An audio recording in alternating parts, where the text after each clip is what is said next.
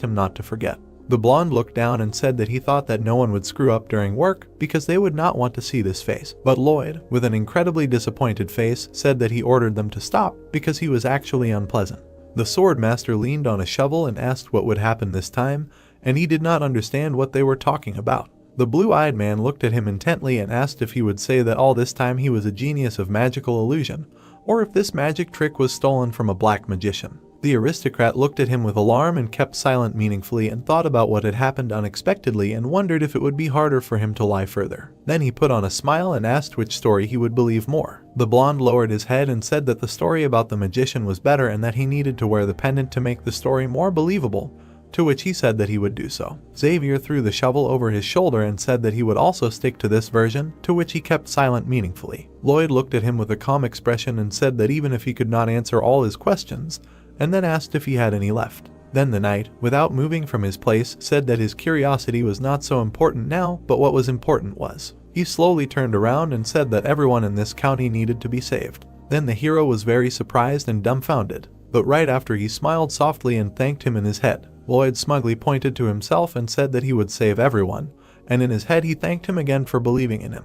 Bayern stood in front of the crowd and said that they were starting to build a huge sewer system that would save them from diseases. And then he shouted at the top of his lungs with a menacing look about what everyone should repeat and asked what their motto was. All the workers raised their shovels and shouted that safety came first and they had to finish without injuries. The hero and his protector watched this, and the speaker said that he would kill anyone who dared to get injured and ordered all weaklings to get out of their security project. Lloyd looked at the knight and said that he had a feeling that they were becoming more and more wild, and he wondered what made them like this, to which he meaningfully remained silent. A diagram appeared in front of us. Wastewater and sewage will fall into the sewer from the entire county. There they will fall into the main collector through sewer pipes. Peapodong began to dig quickly, and a hamster and one can dig small sewer pipes. We apparently water in the drain, and as it turned out, he cannot cope with the main tunnel alone, so here it is needed. The snake jumped with a whistle in a circle and rejoiced, and the hero realized that they needed motivation.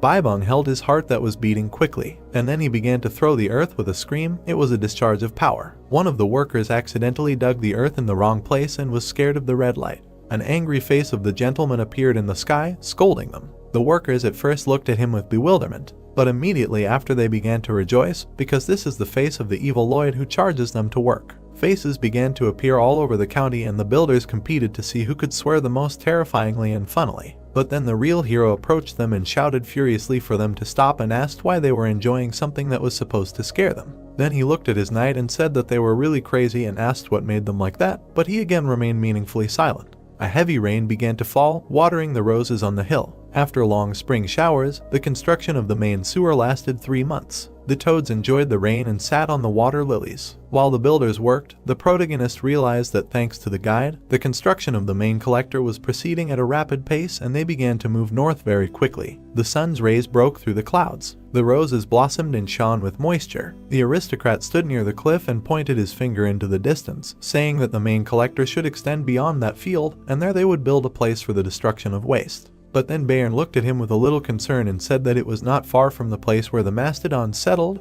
and asked if it was safe, to which he replied that since Baibong would appear there from time to time, they would not approach them, but extra caution would not hurt. The young gentleman threw the shovel over his shoulder and asked to tell them to tell the people not to irritate the mastodons again if they met them, and to tell them to retreat quietly. Instructions were given, but they never met a single mastodon. Beaver carried a huge pallet of bricks, and Lloyd wondered if this was due to the presence of the beast. He thought so, but the hero stood leaning his head against a tree. First he said red light, then green light. The protagonist turned around abruptly. The guy moved away a little and pretended to be surprised. Then he returned to his place and stuck his hand under his cloak and asked him to come closer, because he had caught him. The aristocrat put his finger in the shape of a gun and shouted the sound of a shot. The designer moved away and pretended to be shot and began to fall. Lloyd was lying on the ground with his head thrown back. He smiled softly and said that it was incredibly funny, and the system immediately said that it was interesting who else was crazy here, and he asked what was wrong, and said that he was having fun like this, and asked if ordinary people had fun like this. But then Peapodong came up to him,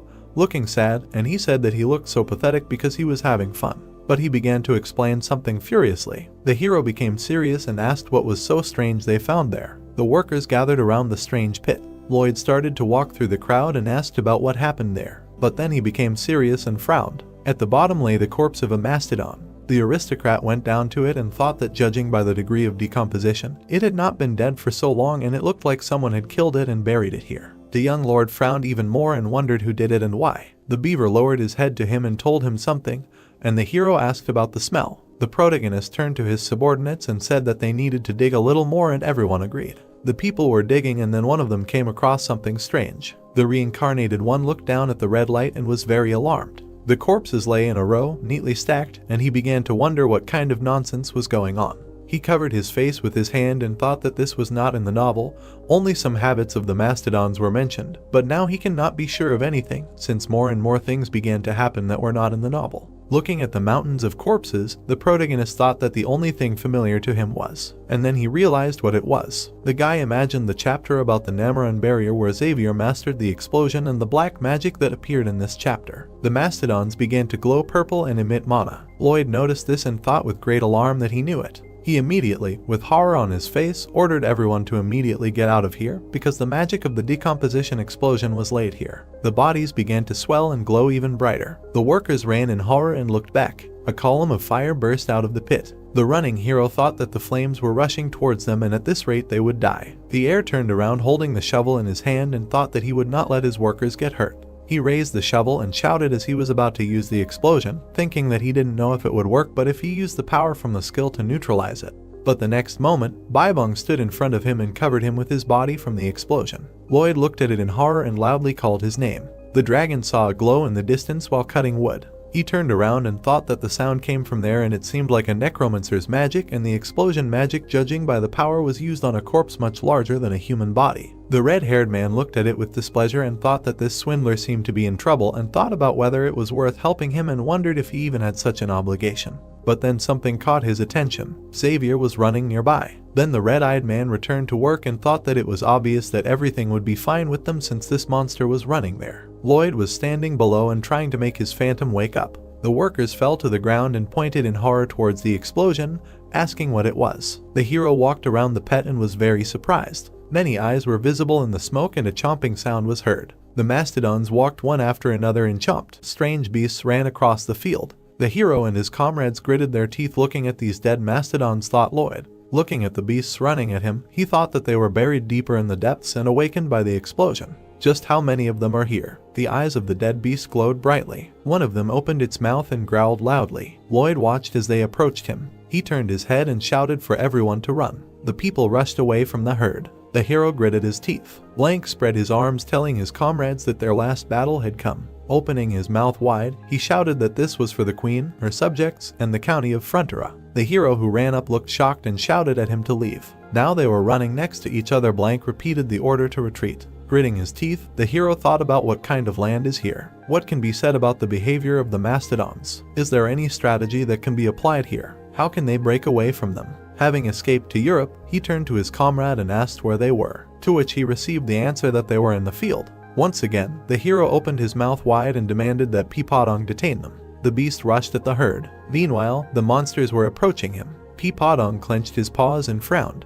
After that, he dealt a strong blow to one of the monsters. The monster was thrown back into the others. After that, Peepodong struck with his elbow. He kicked the next one. Several monsters approached him, but he jumped back. Having landed on the ground, he slowed down. A bright glow appeared near his paw. With one blow, he managed to throw back several enemies using the Plum Blossom Fist and the unbridled dance of the Plum Blossom. Lloyd looked behind him in surprise. Sweat was pouring down his face. What the hell was he looking at? One of the monsters managed to strike Peepodong in the stomach. Several more monsters also pounced on him. The beast frowned. Raising his paws, he managed to throw them away. But another one struck him again. He threw it away with a blow of his paw. Then he struck another one. But there were more and more monsters. In the end, they knocked him down. Opening his mouth, the hero screamed that they were ugly elephants. Peepodong looked at the hero in surprise. He was standing in the middle of the canyon. He said that he had one of the cups. His shovel was at the elephant's throat. Lloyd licked it with gusto, saying that in 5 seconds he could become a piece of meat. The entire herd switched their attention. The baby elephant trembled with fear when the hero asked a strange feeling. Really? Strangely nervous and angry. Really? After biting, he pulled his skin, advising him to hurry before he skinned him. The dead herd rushed towards Lloyd. He watched as they approached. He smiled contentedly, realizing that he had captured their attention. Picking up the baby elephant, he told him that he had played his part perfectly. The hero thought that he had only one clue, a line from a novel. On the gray sheet it was written that if the animals did not seem dangerous, it was believed that mastodons were incredibly attached to their young. It seemed that they were told in words that they fought for their young even after death. It all depended on how they behaved. They did not attack them first. The hero thought that something else had happened that confirmed his faith. He remembered the babies jumping through the hoop, arguing that when Mr. Bairn raised the mastodon babies. Then he watched as the animals happily surrounded their master. Seeing the big elephants on the hill, the hero realized that they came especially every day. They checked to make sure that everything was okay with the babies. Peepodong picked up the baby elephant. The hero told him to run further into the valley and hide in the forest. Jumping on his back, he shouted for him to run. People watched as Lloyd moved further into the canyon. They looked forward with hope, saying that he was sacrificing himself for them again. The bright sun illuminated the crowns of the trees. A bird sitting on a branch sang about how he was a firefly and useless. But even a useless life has rights. Someone's hand grabbed the bird. Xavier stared at the bird, asking, "Do you have the red sunflower seeds that Mr. Lloyd feeds you? How fast can you fly 10 kilometers to the north?" Meanwhile, Peepodong ran away from the herd with all his might. Lloyd said that there was very little left. The monsters were approaching and the hero said that they were catching up. He pointed the shovel at them. A fireball flew out from behind them. It hit one of the monsters. The elephant began to glow from within, after which there was a powerful explosion. But the herd ran out of the cloud of dust, covering his eyes from the flash. The hero thought that there were too many of them. Maybe I should just go and bang the mountain. Isn't it possible? Then everything will collapse. What if I blow up the mountain, but it won't kill them? His strength is already running out. Then I'll just die. Peepodong was very scared at that moment. He fell to the ground and fell on his side. Lloyd looked out to see what was happening. The passage ahead was blocked. Gritting his teeth, the hero cursed. Meanwhile, the herd was approaching. Gritting his teeth, his eyes lit up. The hero used scanning. He saw how Peepodong was covered with earth. Its weight would not allow Peepodong to climb up. In a panic, he angrily looked at the dead end, thinking only about what to do. First, he decided to calm down. Lloyd imagined a bright ball surrounded by moving energy. Remember all your skills, the experience you've carried through these years, the combination of your experience and possible limits. Standing still means wasting time. The hero climbed off the beast and onto the ground. He looked at Lloyd with concern. Without turning around, the guy told him to stick as close to the wall as possible and hold the baby mastodon tightly. And twirling the shovel in his hand, he thought that he was afraid that he might kick the bucket if he released energy in the mountains. Then he grabbed his shovel tightly, and frowning, he directed it forward, thinking that this was the key to insight. 3 bright beams shot into the sky. The shovel was surrounded by a bright flame. Energy release. A powerful stream of fire burst upward. The herd looked at him in fear. The hero held back the release, clenching his teeth. 3 pillars of fire burst out of the canyon. The shovel became very hot from this. After that, the hero threw it to the ground. Lloyd fell to his knees. The enraged herd was quickly approaching. A notification appeared that the super energy burst skill had been activated. A pink glow